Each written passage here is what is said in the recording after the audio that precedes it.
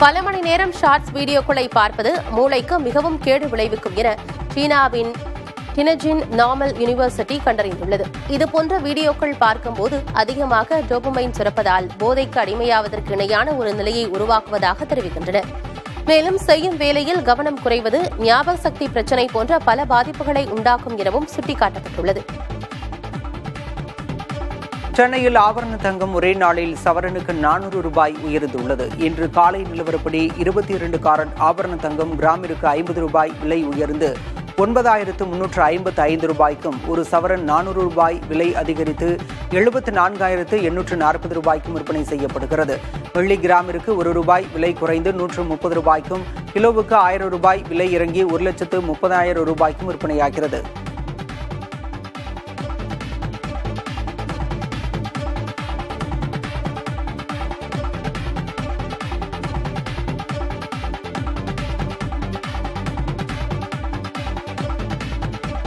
September 3 மற்றும் 4ஆம் தேதிகளில் நடைபெறவுள்ள ஜிஎஸ்டி கவுன்சிலின் அடுத்த கூட்டத்தில் பல்வேறு பொருட்கள் மற்றும் சேவைகளுக்கான வரி விகிதங்கள் கணிசமாக குறைக்கப்பட உள்ளதாக தகவல்கள் வெளியாகியுள்ளன. இதன்படி அனைத்து உணவு மற்றும் ஜவுளி பொருட்களையும் 5% ஜிஎஸ்டி வரம்புக்குள் கொண்டுவர முடிவு செய்யப்பட்டுள்ளதாக கூறப்படுகிறது. அதேபோல சிமெண்ட் மீதான வரி 28%-இருந்து 18% குறைக்கப்பட உள்ளது. மேலும் தனிநபர் ஆயுள் மற்றும் மருத்துவ காப்பீட்டு பிரீமியங்களுக்கான ஜிஎஸ்டியை 0 முக்கிய பரிந்துரை முன்வைக்கப்பட்டுள்ளது. அதேபோல நுகர்வோர் அதிக அளவில் பயன்படுத்தும் நடுத்தர மற்றும் உயர்தர அழகு நிலையங்கள் மற்றும் சலூன்களுக்கான வரி 18%-இருந்து 5% குறைக்கப்படலாம் என தகவல் வெளியாகியுள்ளது. பல்வேறு வரி விகிதங்களுக்கு உட்பட்ட டிவி, ஏசி, ஃப்ரிட்ஜ் போன்றவை அனைத்தும் 18% வரி வரம்புக்குள் கொண்டுவரப்படும் என்று எதிர்பார்க்கப்படுகிறது. சிறிய ரக கார்களுக்கான வரி 18%, பெரிய கார்களுக்கான வரி 22%, செஸ் உட்பட 40% மாற்றி அமைக்கப்படலாம் என்றும் கூறப்படுகிறது. சென்னை ஐஐடி ஆராய்ச்சியாளர்கள் பாக்டீரியாவின் நோய் எதிர்ப்பு திறன் குறித்து ஆராய புதிய சிப் ஒன்றை உருவாக்கியுள்ளனர். பாக்டீரியாவின் நோய் எதிர்ப்பு தன்மையை அறிந்து கொள்வதற்காக கல்ச்சர் டெஸ்ட் முடிவுகள் வெளிவர 3 நாட்கள் ஆகும். இதை கருத்தில் வைத்து பாக்டீரியாவின் நோய் எதிர்ப்பு திறனை விரைவாக கண்டறிய மைக்ரோபியூட்டிக் சிப் ஒன்றை உருவாக்கியுள்ளதாக ஐஐடி ரசாயன என்ஜினியரிங் ஆராய்ச்சித்துறை பேராசிரியர் புஷ்பவனம் தெரிவித்துள்ளார். இந்த புதிய சிப் வழியே பாக்டீரியாவின் நோய் எதிர்ப்பு திறன் குறித்து 3 மணி நேரத்தில் கண்டுபிடித்து விடலாம் என கூறுகின்றனர்.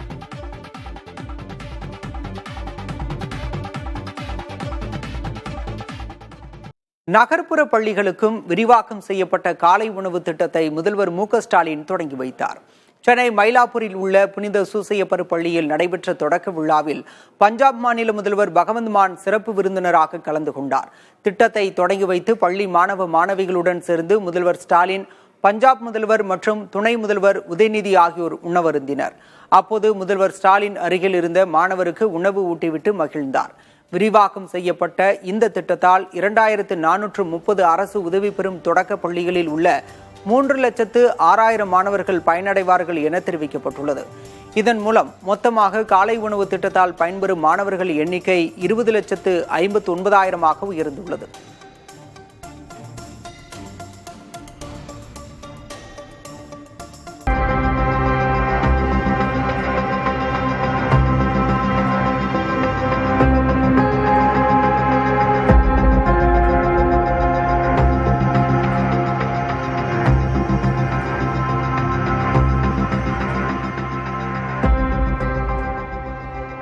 அமெரிக்காவின் அரிசோனா மாகாணத்தில் புழுதி புயல் ஏற்பட்டதால் பொதுமக்களின் இயல்பு வாழ்க்கை பெரிதும் பாதிக்கப்பட்டுள்ளது.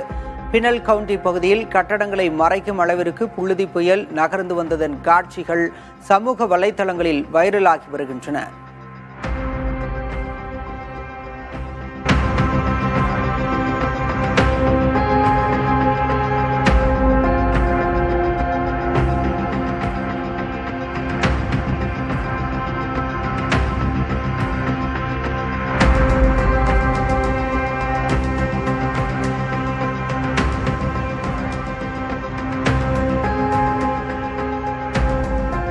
எதிரே வரும் வாகனங்கள் கூட கண்ணுக்கு தெரியாத அளவிற்கு புழுதி புயல் ஏற்பட்டதால் பொதுமக்கள் வீடுகளில் முடங்கி கிடக்க வேண்டிய நிலை ஏற்பட்டது.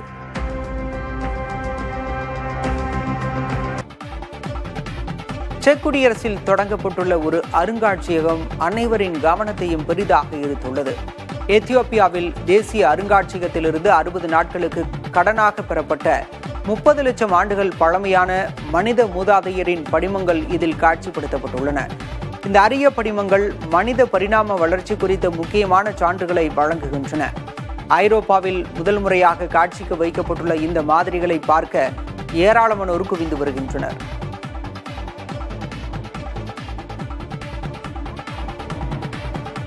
ஜெர்மனியின் ஹம்பர்க் துறைமுகத்தில் உள்ள ஒரு கிடங்கில் திடீரென ஏற்பட்ட தீ விபத்து பெரும் வெடிச்சம்பவமாக மாறி பரபரப்பை ஏற்படுத்தியது. கிடங்கிற்குள் சேமித்து வைக்கப்பட்டிருந்த வேதியியல் மற்றும் எரிபொருள் பொருட்கள் தீ விபத்தில் வெடித்து சிதறியதால் பலத்த சத்தம் கேட்டது. தீ விபத்துக்கான காரணம் இதுவரை தெரியவில்லை. உயிரிழப்பு அல்லது காயம் ஏற்பட்டதா என்பது அதிகாரப்பூர்வமாக உறுதி செய்யப்படவில்லை. பாதுகாப்பு காரணமாக கிடங்கை சுற்றியுள்ள பகுதிகள் உடனடியாக காலி செய்யப்பட்டுள்ளன.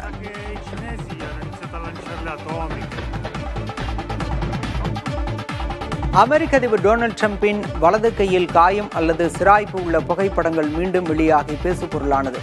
சமீப காலமாக இதுபோன்ற புகைப்படங்கள் பலமுறை வெளியாகி அவரது உடல்நலம் குறித்த விவாதங்களை அதிகரித்துள்ளன. இந்நிலையில் இது நாள்பட்ட சிறை கோளாறு என்ற நோய் காரணமாகவும் ஆஸ்பிரின் மருந்து பயன்பாடு காரணமாகவும் இந்த காயங்கள் ஏற்படுவதாக விளக்கம் அளித்துள்ளது.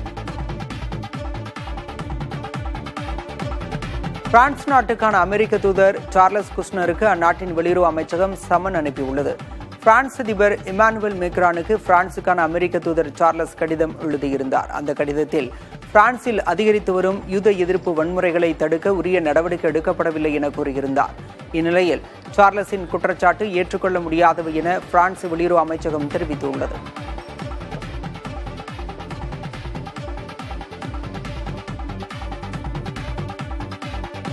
பிரீமியர் லீக் கால்பந்து தொடரில் நியூகாசல் அணிக்கு எதிரான ஆட்டத்தின் முடிவில் லிவர்பூல் அணி 3-2 என்ற கோல் கணக்கில் த்ரில் வெற்றி பெற்றது. ஆட்டத்தின் முதல் பாதியிலேயே நியூகாசல் அணியின் அந்தோனி கோர்டன் சிவப்பட்டை காட்டப்பட்டு வெளியேற்றப்பட்டார். இதன் காரணமாக ஆட்டத்தின் கடைசி வரை 10 வீரர்களுடன் விளையாடிய நியூகாசல் அணி 2-0 என்ற கோல் கணக்கில் பின்தங்கியிருந்தது. தொடர்ந்து குய்மரேஸ் மற்றும் ஓசுலா ஆகியோரின் கோல்களால் ஆட்டத்தை 2-2 என சமன் செய்தது. ஆட்டத்தின் இறுதியில் மாற்று வீரராக களமிறங்கிய 16 வயது இளம் வீரர் குமுகோகா 100வது நிமிடத்தில் கோல் அடித்து லிவர்பூல் அணியின் வெற்றிக்கு வழிவகுத்தார். தாவேக தலைவர் விஜய்க்கு கூடியதை விட நடிகர் சிரஞ்சீவி கட்சி ஆரம்பித்த போது கூட்டம் கூடியது என்றும் இப்போது அந்த கட்சியின் நிலை என்ன என்றும் அதிமுக முன்னாள் அமைச்சர் SP வேலுமணி கேள்வி எழுப்பியுள்ளார். 89 சேவல் சின்னத்தில் ஜெயிச்சார். அவரை பார்த்து யாருன்னு தலைவர் அதிமுக யாருன்னு தெரியாதுன்னா இதுக்கு மேல யாராவது இருக்க முடியும்? இப்படி எல்லாம் ஒரு அரசியலுக்கு அவர் என்ன பண்ண முடியும்? இன்னைக்கு ஒரு நடிகர் பேசுறார். ஆகவே இதை விட பெரிய கூட்டத்திலாம் பாத்தீங்கன்னா பிரஜாராஜ்யத்துல சிரஞ்சீவி அந்த கூட்டத்தை எடுத்து பாருங்க, இதுக்கு கம்பேர் பண்ணி பாருங்க. இதெல்லாம் காமிச்சாரு. இன்னைக்கு அவர் பாத்தீங்கன்னா இன்னைக்கு கட்சியே இல்லாம கலைச்சிட்டு போயிட்டாங்க. ஆணவ கொலைக்கு எதிராக தமிழக அரசு கடுமையான சட்டத்தை கொண்டு வர வேண்டும் என தமிழக பாஜக முன்னாள் தலைவர் அண்ணாமலை வலியுறுத்தியுள்ளார். மதுரையில் செய்தியாளர்களிடம் பேசிய அவர், ஆணவ கொலையில் ஈடுபடுவோர் சிறாராக இருந்தாலும் கடும் நடவடிக்கை வேண்டும் என கேட்டுக்கொண்டார். பாரதிய ஜனதா கட்சி நாங்கள் எல்லோருமே ஆணவ கொலைகளின் மீது மிக கடுமையான கோபத்தில் இருக்கின்றோம். அது மிக கடுமையான சட்டத்தை கொண்டு வந்து யார் தவறு செய்கின்றார்களோ நடவடிக்கை எடுக்கணும்னு நம்ம நினைக்கிறோங்கண்ணா. பாரதிய ஜனதா கட்சி அலுவலகத்திற்கும் எத்தனையோ பேர் தஞ்சம் புகுந்திருக்கிறாங்க. எத்தனையோ பேர், ஒன்றல்ல இரண்டல்ல. பர்சனலா எனக்கே தெரியும். நிறைய பேர் நம்பி வர்றாங்க. ஒரு அரசியல் கட்சி அலுவலகத்துக்கு நம்பி வர்றாங்க, இங்க நியாயம் கிடைக்கும்னு வர்றாங்க. நாம சில இடத்துல தந்தை தாயை கூப்பிட்டு சொல்றோம், சில இடத்துல பக்கத்தில் இருக்கக்கூடிய இன்ஸ்பெக்டர் கூப்பிட்டு சொல்றோம், நீங்க நியாயமான முறையில் அதை பண்ணுங்க அப்படின்னு. அதனால் இதை ஒரு பெருமையாக எங்கள் கட்சி மட்டும்தான் நாங்க செய்யறோம்.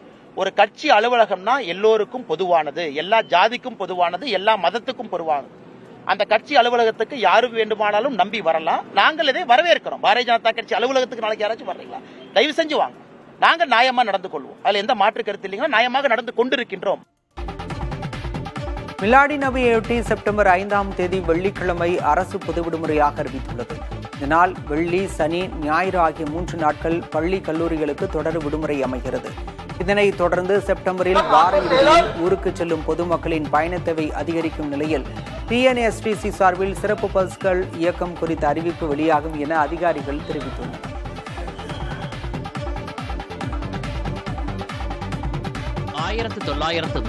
ரைட் சகோதரர்கள் விமானத்தை கண்டுபிடிப்பதற்கு நீண்ட காலத்திற்கு முன்பே நம்மிடம் புஷ்பக விமானம் இருந்தது என மத்திய வேளாண்மைத்துறை அமைச்சர் சிவராஜ் சிங் கூறியுள்ளார். முன்னாள் மத்திய அமைச்சர் அனுராக் தாக்கூர் அனுமன் தான் விண்வெளிக்கு சென்ற முதல் நபர் என்று கூறியது சர்ச்சையாக இருக்கும் நிலையில் சௌஹானின் இந்த கருத்து வெளிவந்துள்ளது. போபாலில் உள்ள இந்திய அறிவியல் கல்வி மற்றும் ஆராய்ச்சி மையத்தில் மாணவர்களிடையே பேசிய அவர், மகாபாரத காலத்தில் நவீன ட்ரோன்கள் மற்றும் ஏவுகணைகளை போன்ற மேம்பட்ட தொழில்நுட்பங்கள் இந்தியாவிடம் இருந்தன என்று கூறினார். ஏற்கனவே மத்திய பிரதேச முதல்வராக இருந்த காலத்தில் சிவராஜ் சிங் சௌகான் புஷ்பக விமானங்கள் குறித்து இவ்வாறு பேசியுள்ளார். வேறு சில பாஜக தலைவர்களும் இந்தியர்களே விமானத்தை கண்டுபிடித்தவர்கள் என்று பேசியுள்ளனர்.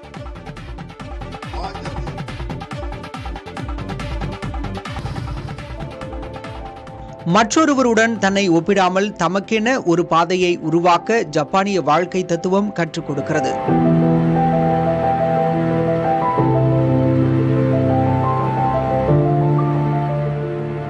ஒபைச்சரி எனும் செரி, பிளம், பீச், ஆப்ரிகாட் என 4 வெவ்வேறு மரங்களும் அதன் தனித்துவமான அழகை கொண்டு அதன் பருவத்தில் மட்டுமே பூக்கும். அதில் எந்த மரமும் மற்றொன்றை விட உயர்ந்தது அல்ல. அதை போலவே உங்களை மற்றவர்களுடன் ஒப்பிடுவது தேவையற்றது.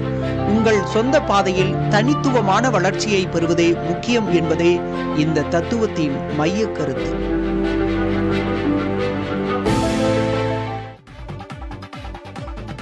ஆந்திராவின் ராயலசீமா பகுதியில் பருவமழை வெளுத்து வாங்கியுள்ளதால் பொதுமக்கள் நிலங்களில் வைரங்களை தேடி வருகின்றனர். ஆந்திராவில் கொல்லூர் வைரச் சுரங்கம் இருந்தது. அதேபோல 200 ஆண்டுகளுக்கு முன் நூற்றுக்கணக்கான சுரங்கங்கள் மூடப்பட்டாலும் அவ்வப்போது வைரக்கற்கள் கிராமவாசிகளின் கைகளில் சிக்குகின்றன. இந்நிலையில் ராயலசீமாவில் பருவமழை வெளுத்து வாங்கியுள்ளதால் ஜோனகிரி, துக்கலி, பெரவலி போன்ற பகுதிகளில் விளைநிலங்களில் வைரங்கள் ஒளி வீசுமா என தேடி அலைகின்றனர்.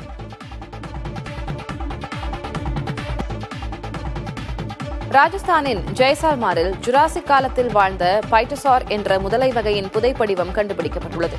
சுமார் 2 மீட்டர் நீளம் கொண்ட இந்த புதைப்படிவம் அதன் முட்டையுடன் சேர்ந்து கண்டெடுக்கப்பட்டுள்ளது. இந்தியாவில் பைட்டசார் புதைப்படிவம் கிடைப்பது இதுவே முதல் முறை. இந்த புதைப்படிவம் 201 மில்லியன் ஆண்டுகள் பழமையானது என்றும் இது ஜுராசிக் காலத்தில் இருந்த புவியியல் அமைப்பை புரிந்து கொள்ள உதவும் என்றும் ஆராய்ச்சியாளர்கள் தெரிவித்துள்ளனர்.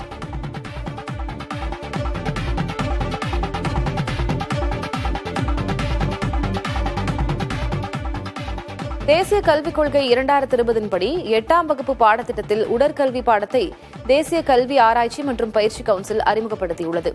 NCERT வெளியிட்டுள்ள கேல் யாத்ரா என்ற இந்த பாடத்திட்டத்தில் விளையாட்டு, தடகளம், டேபிள் டென்னிஸ், யோகா மற்றும் கைப்பந்து போன்ற பிரிவுகள் இடம்பெற்றுள்ளன. மாணவர்களின் உடல் நலம் மற்றும் மனநலனை மேம்படுத்துவதை நோக்கமாக கொண்டு அறிமுகப்படுத்தப்பட்டுள்ளதாக NCERT தெரிவித்துள்ளது. தென்கொரியாவுடன் வர்த்தக ஒப்பந்தம் இறுதியாகிவிட்டதாக அமெரிக்க அதிபர் டொனால்டு டிரம்ப் தெரிவித்துள்ளார். அமெரிக்கா வந்துள்ள தென்கொரிய அதிபர் லீ ஜே மியூங் வெள்ளை மாளிகையில் அதிபர் டிரம்பை சந்தித்து இருதரப்பு பேச்சுவார்த்தை நடத்தினார். இதில் இருதரப்பு உறவுகளை வலுப்படுத்துவது குறித்தும் வர்த்தகம், ராணுவ ஒத்துழைப்பு உள்ளிட்ட பல்வேறு துறைகளில் ஒத்துழைப்பு நல்குவது குறித்தும் இருவரும் ஆலோசனை மேற்கொண்டனர். இதில் ஒப்பந்தம் இறுதியாகிவிட்டதாக டிரம்ப் தெரிவித்திருக்கும் நிலையில் விரைவில் ஒப்பந்தம் கையெழுத்தாகும் என தகவல் கிடைத்துள்ளது.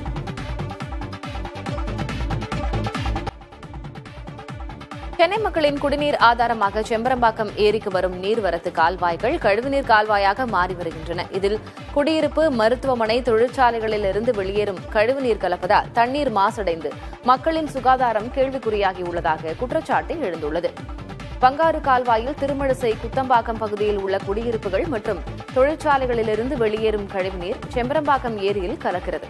செம்பரம்பாக்கம் ஏரிக்கு வரும் நீர்வரத்து கால்வாய்களை ஆய்வு செய்து கழிவுநீர் கலப்பதை தடுத்து நிறுத்தி சென்னை மக்களின் சுகாதாரத்தை பாதுகாக்க வேண்டும் என சமூக ஆர்வலர்கள் கோரிக்கை விடுத்துள்ளனர்.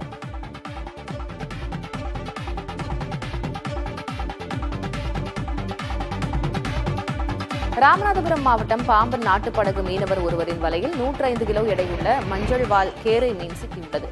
சுமார் 2 மீட்டர் நீளம் கொண்ட இந்த மீன் 21,000 ரூபாய்க்கு விற்பனையானதாக மீனவர் மகிழ்ச்சி அடைந்தார். வழக்கமாக ஆழ்கடலில் காணப்படும் இந்த வகை கேரளாவில் அதிக விலைக்கு விற்பனையாகிறது. கேரள வியாபாரி ஒருவர் இந்த மீனை வாங்கி சென்றுள்ளார்.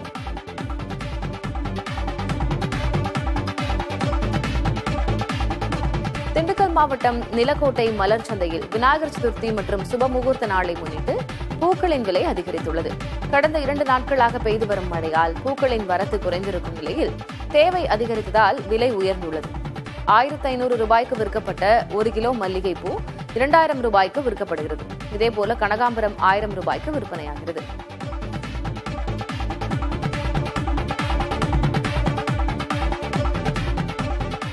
விநாயகர் சதுர்த்தி விழா நாளை கொண்டாடப்பட இருக்கும் நிலையில் கோவையில் பொதுமக்கள் ஆர்டர் செய்த விநாயகர் சிலைகளை எடுத்துச் செல்கின்றனர். மாநகர பகுதிகளில் சிலை வைக்க காவல் உதவி ஆணையரிடமும், புறநகர் பகுதிகளில் கோட்டாட்சியர் அல்லது வட்டாட்சியர் அதிகாரிகளிடமும் அனுமதி பெற வேண்டும் என மாவட்ட நிர்வாகம் அறிவித்துள்ளது. சுற்றுச்சூழலுக்கு பாதிப்பில்லாத இயற்கையான பொருட்களால் செய்யப்பட்ட சிலைகளுக்கு மட்டுமே மாவட்ட நிர்வாகம் அனுமதி அளித்துள்ளது. சிலைகளை எடுத்துச் செல்லும் பக்தர்களுக்கு போலீஸ் பாதுகாப்பு வழங்கப்பட்டுள்ளதாக காவல்துறை தெரிவித்துள்ளது. விநாயகர் சதுர்த்தி மற்றும் வளர்பிறை முகூர்த்தம் எதிரொலியாக சத்தியமங்கலம் பூ மார்க்கெட்டில் பூக்கள் விலை உயர்ந்துள்ளது. கடந்த வாரம் கிலோ 850 ரூபாய்க்கு விற்கப்பட்ட மல்லிகைப்பூ தற்போது 1320 ரூபாய்க்கும், முல்லை 1 கிலோ 680 ரூபாய்க்கும் விற்பனையானது. சம்பங்கி 1 கிலோ 240 ரூபாய்க்கும், செண்டுமல்லி 160 ரூபாய்க்கும், கோழிக்கொண்டை 205 ரூபாய்க்கும் விற்பனையானது. இதனிடையே பூக்களின் விலை உயர்வால் விவசாயிகள் மகிழ்ச்சி அடைந்துள்ளனர்.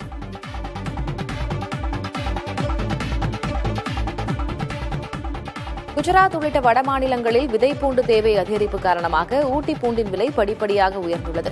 கடந்த சில மாதங்களுக்கு முன்பு பூண்டு கிலோ ஒன்றிற்கு 100 ரூபாய் முதல் 150 ரூபாய் வரை விற்கப்பட்டதால் இழப்பு ஏற்பட்டது. இந்நிலையில் தற்போது ஊட்டி பூண்டு குன்னூர், எடப்பள்ளி, ஏலசந்தையில் கிலோ ஒன்றிற்கு 150 முதல் 210 ரூபாய் வரை விலை போகிறது. இதனால் சற்று ஆறுதல் அடைந்திருப்பதாக விவசாயிகள் தெரிவித்துள்ளனர்.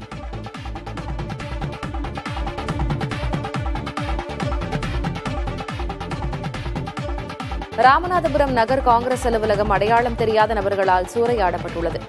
வன்முறையில் ஈடுபட்டவர்கள் அலுவலகத்திற்குள் எலுமிச்சம்பழங்களை வைத்துவிட்டு சென்றுள்ளனர். காவல்துறையினர் சம்பவ இடத்திற்கு சென்று விசாரணை மேற்கொண்டனர். முன்னதாக ஆக்கிரமிப்பில் இருந்த காங்கிரசுக்கு சொந்தமான நிலம் மீட்கப்பட்டு அங்கு அலுவலகம் கட்டப்பட்டது குறிப்பிடத்தக்கது.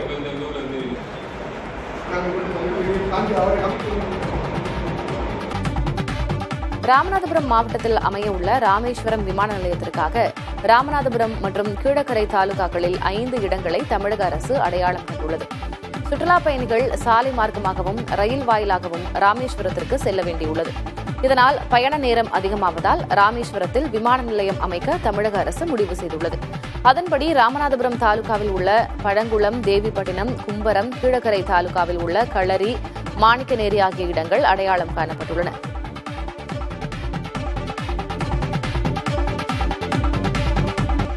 சேலத்திலிருந்து கேரளாவுக்கு கடத்தப்பட இருந்த 2 டன் ஜெலட்டின் குச்சிகளை தீவிரவாத தடுப்பு பிரிவு காவல்துறையினர் பறிமுதல் செய்தனர். ரகசிய தகவலின் பேரில் சேலம் கொச்சின் தேசிய நெடுஞ்சாலையில் வாகன சோதனை நடைபெற்றது. அப்போது ஒரு வாகனத்தில் அதிக வீரியம் கொண்ட 2 டன் ஜெலட்டின் குச்சிகள் உட்பட வெடிமருந்துகள் இருந்ததை கண்டறிந்தனர். உரிய அனுமதி இல்லாததால் வாகனத்துடன் வெடிமருந்துகளை பறிமுதல் செய்த அதிகாரிகள் மதுக்கரை காவல் நிலையத்தில் ஒப்படைத்தனர். நத்தம் அருகே கூடுதல் பேருந்து இயக்க கோரி அரசு பேருந்தை சிறைபிடித்து பள்ளி மாணவ மாணவிகள் சாலை மறியல் போராட்டத்தில் ஈடுபட்டனர். செந்துறை, பாறைப்பட்டி, கோட்டைப்பட்டி உள்ளிட்ட பகுதிகளைச் சேர்ந்த 200க்கும் மேற்பட்ட மாணவ மாணவிகள் செந்துறை அரசு மேல்நிலைப் பள்ளியில் படித்து வருகின்றனர். காலை மற்றும் மாலையில் ஒரே ஒரு பேருந்து மட்டுமே இயக்கப்படுவதால் படிக்கட்டுகளில் தொங்கிச் செல்லும் சூழல் ஏற்பட்டுள்ளது. இதனால் கூடுதல் பேருந்து இயக்க கோரி மாணவர்கள் சாலை மறியல் போராட்டத்தில் ஈடுபட்டனர். விநாயகர் சதுர்த்தியை முன்னிட்டு கடலூர் உழவர் சந்தையிலும் திருப்பாப்புலியூர் மலர் சந்தையிலும் மக்கள் கூட்டம் அலைமோதியது. நாளை விழா கொண்டாடப்பட இருக்கும் நிலையில் சிறு வியாபாரிகள் வாழைத்தார்கள், வாழை இலைகள், காய்கறிகள் மற்றும் மலர்களை வாங்க குவிந்தனர். கடந்த வாரம் 20 ரூபாய்க்கு விற்கப்பட்ட வாழைத்தார் இன்று 200 ரூபாய்க்கு விற்பனையாகிறது. தேவை அதிகரிப்பால் அனைத்து பூக்களின் விலையும் அதிகரித்துள்ளது.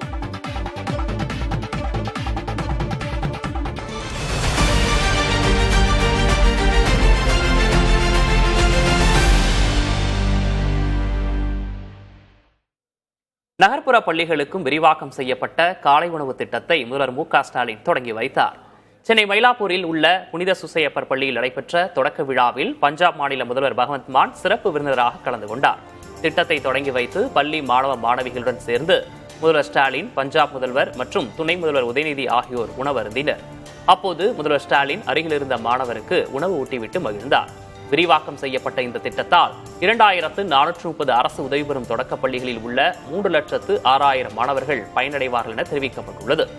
இதன் மூலம் மொத்தமாக காலை உணவு திட்டத்தால் பயன்பெறும் மாணவர்களின் எண்ணிக்கை 20,59,000 உயர்ந்துள்ளது.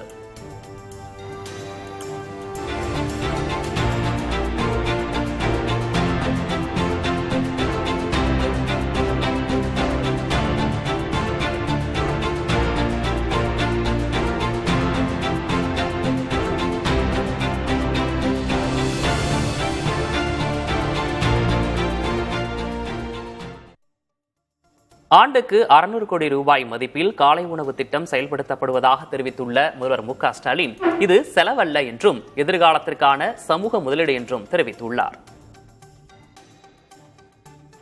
ஆண்டொன்றுக்கு 600 கோடி ரூபாய் மதிப்பில் இந்த திட்டம் செயல்படுத்தப்படுது.